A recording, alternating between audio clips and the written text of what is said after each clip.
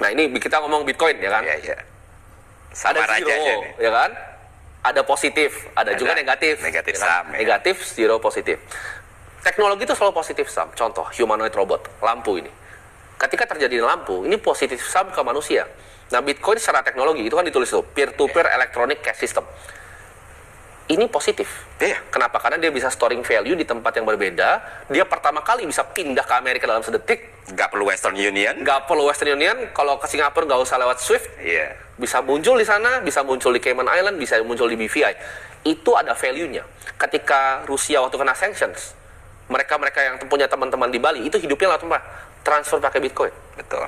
Itu ada value-nya sebagai peer-to-peer electronic cash system. Itulah Value. kenapa kelompok teroris kayak ISIS bisa bertahan. Bisa bertahan. Karena itu nggak bisa diblokir Iya. dan nggak bisa di-trace. Bahkan Jack Dorsey udah bikin yang baru sekarang. Iya, nggak perlu online ya. Itu gue juga belum pelajari secara detail, tapi itu sinting sih. itu sinting. Jadi dia ngejam semua bluetooth-nya orang. Itu baru. Itu gue juga belum bisa ngomong full karena gue belum pelajari secara full, tapi udah bisa gitu. Kalau buat yang tanya kalau internet mati, yang hidup mungkin cuman Bitcoin.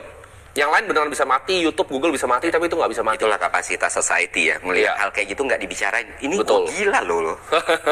Tapi ntar lanjut deh. Itu ada store of value. Intinya apa? Store of value itu di saat orang bisa menjadi penyimpanan uang, ya kan? Contohnya seperti emas, itu penyimpanan uang. Ini basically kayak emas, tapi ini bisa digital, bisa dipecah, divisible, bisa di-form lagi, bisa ditransfer kemana-mana. Energi ya. kalau Energi. pakai bahasa ini. Storing energi. Iya. Tapi apakah Bitcoin secara intrinsik mengenerate value? Jawabannya tidak. Gitu. Sama kayak lu berlian lah, Fer. Berlian lu bisa bawa-bawa kemana-mana, tapi kan tetap bisa kena scan kan? Iya. Walaupun lebih susah di-scan dari emas, tapi bisa tetap Iya. kena scan. Bitcoin lu tinggal badan gini bawahnya.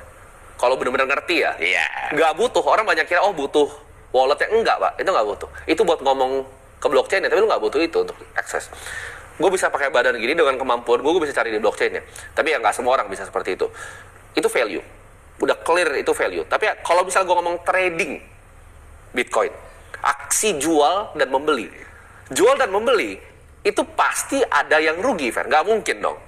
Karena dunia ini nggak begitu cara kerjanya. Betul. Lu bikin restoran, ada restoran sebelahnya, itu Iya, restoran sebelahnya pasti. customer-nya geser. Jadi jawabannya adalah kalau lu trading Bitcoin, crypto, lu trading saham, lu trading bonds bahkan, Emas sekalipun. lu bahkan trading emas, itu zero sum. Harus ada yang kalah, buat orang lain ada yang menang. Ini gampang sebenarnya konsepnya. Teknologi positif, ya kan. Lu mau trade ini, lu dibunuh sama Jane Street, Millennium Management, hedge fund yang besar-besar lah. Lu nggak akan bisa lawan algonya mereka. India kan baru dibantai mereka, 70T di bawah tuh. Apakah itu create value? Enggak. Nah, sekarang kita ngomongin Bitcoin-nya secara fundamental ya. Ini banyak yang nggak jelasin seperti ini, tapi ini yang gue jelasin untuk Andrew.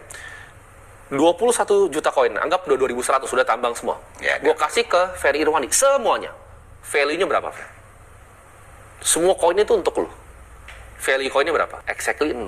Iya lah, karena kan Banyak yang tanya, intrinsic value-nya apa? Intrinsic value-nya tadi, store of value. Iya. Di luar ini beneran nggak ada. nggak ada. Karena contoh, gue punya perusahaan Bank of America. Itu ngasih gue earnings ke depannya, ngasih gue dividen. Kalau gue kasih ke Ferry Irwandi, semua apartemen ya, jangan properti, apartemen di dunia, dia jadi orang yang luar biasa kayanya gila. Dia bisa sewain ke semua orang, Iya, orang bisa ada, tinggal di iya. situ. Ada value creation-nya. Rental value, rental fee. Ada rental fee ya. Tapi kalau 21 juta koin ini gue Mati. serahkan ke dia, dan orang lain gak ada yang pegang, Ya, itu nggak jadi exactly 0. Di situ Zero sum ya. kuncinya gitu. Nah, jelas gue bilang zero sum-nya kondisi kayak gini karena pembentuk value-nya, pembentuk uangnya nggak akan ada, kalau nggak ada flash demand, market stagnan. Betul. Jadi kan delta key key-nya itu 21 juta, market cap itu dibentuk dari harga P Yes. per key, P sama dengan market cap per key kan. Ya. Nah, itu baru berubah ketika cash in lebih besar dari cash out, lebih besar dari 0. Itu rumus matematika yang dijelasin sama Timothy. Itulah kenapa nggak ada fiat, nggak ada value di sini. Betul. That's it. Betul. Itulah kenapa zero sum game. Lu berdagang, lu beli 50.000, orang beli di 70.000, Betul. dia udah untung yang 50.000, 70.000 mau untung lagi lebih mahal lagi dia harus jual. Yes. That's zero sum game. Tapi bisakah dia not zero sum game, store the value tadi, Store value.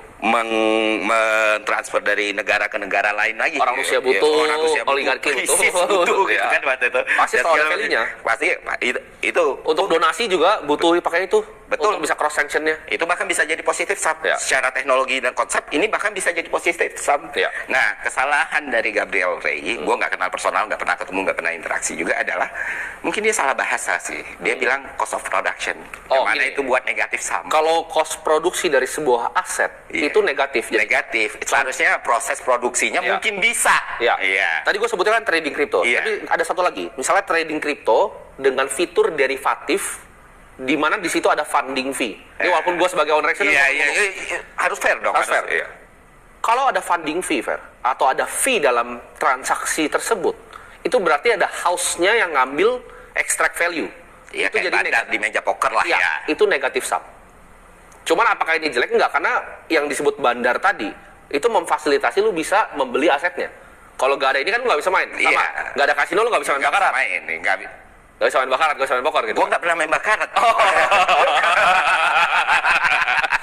Contoh. Kalau Oke, nggak ada oke. kasinonya ya nggak Iya, bisa main. Iya. Gitu. Jadi itu fasilitator. Tapi kalau secara konsep matematis itu negatif, Fer. Iya. Karena ketika lu trade ada value yang orang lain extract yang dia ngambil nol resiko. Sama mereka market make kan. Jadi mereka harus ngisi likuiditas buat lu bisa ngisi bid dan offernya. Ini sudah pasti negatif sum Negatif saham. sebenarnya. Tapi untuk lu masuk ke situ ya lu harus pakai house rule-nya dong. Iya, betul. Lu pakai rumahnya orang ya lu. Iya, lu harus ikutin aturan harus rumahnya. ada yang lu sisihkan untuk orang yang punya rumah Yes. ini. Sederhananya kayak gitu. Mengeluarkan energi dan biaya kos produksi untuk membeli suatu aset itu negatif.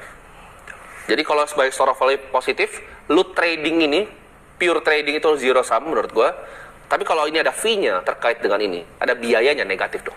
Iya, sama kayak lu Logika sederhana kan sebenarnya. Iya, benar. Sama kayak lu main bakarat kalau lu pick di banker. Oh betul. Pasti ada 6% yang berkurang daripada lu di player. Betul. Berarti. Lebih gampang misalnya main poker deh. Iya. Main poker ada rake-nya kan dari kasino. Rake-nya itu negatif sum gitu. Karena kalau selalu menang ya lu main-main lawan masing-masing aja gitu kan. Nah, pendapat lu, orang yang bilang, wah, kalau lu ngejelasin sevulgar ini, nanti malah mencoreng nama Bitcoin-nya itu sendiri. Enggak dong. Justru? Ini edukasi kan. Ah, Karena gue selalu ambil edukasi yang menurut gue itu benar. Kalau iya, gue bilang iya. Enggak, gue bilang enggak. Bukan karena gue punya exchange, jadi gue bilang ini positif sum loh. Ini menurut gue kalau ada funding fee-nya, iya itu negatif sum. Gitu. nah, Kalau ada fee yang ditarik dari pembelian atau penjualan, berarti kan ada nilai yang keluar dong, secara logika. lagi kalau zero sum game kenapa sih? Ya nggak apa-apa. Itu kan pertanyaannya Nggak kan apa-apa. iya. Maksudnya Nggak kalau ada kalau masalahnya. ternyata Nggak ada masalahnya. nggak berbenturan sama nilai moral, dogma dan norma lu, ya lu tinggalin, jangan lu mainin gitu. Bukan lu benerin, itu bukan negatif sum atau bukan Betul. zero sum. Gue tuh aneh, ya terus kenapa gitu? Nggak apa-apa sebenarnya. Jadi gara-gara gue juga bingung, nggak ada salahnya sih. Itu mau itu zero sum juga, ya sudah. Bapak Andrew itu kan setahu gue banyak juga Bitcoin. Konten sendiri ya. Kan gue bilang tadi ini banyak yang nggak ngerti. Konten itu juga zero sum. Iya, konten atensi. Oh iya atensi, tapi kan konten adalah format kita mau mengharness sebuah atensi. Tapi kalau kita hitung secara matematis total atensi yang ada di Indonesia, itu waktunya terbatas, Fer. Kan gampang banget rumusnya. Iya. Tinggal jumlah penduduk lu kali berapa jam yang mereka punya, berapa jam yang kira-kira mereka sisihkan untuk nonton konten, lu mau ngambil berapa.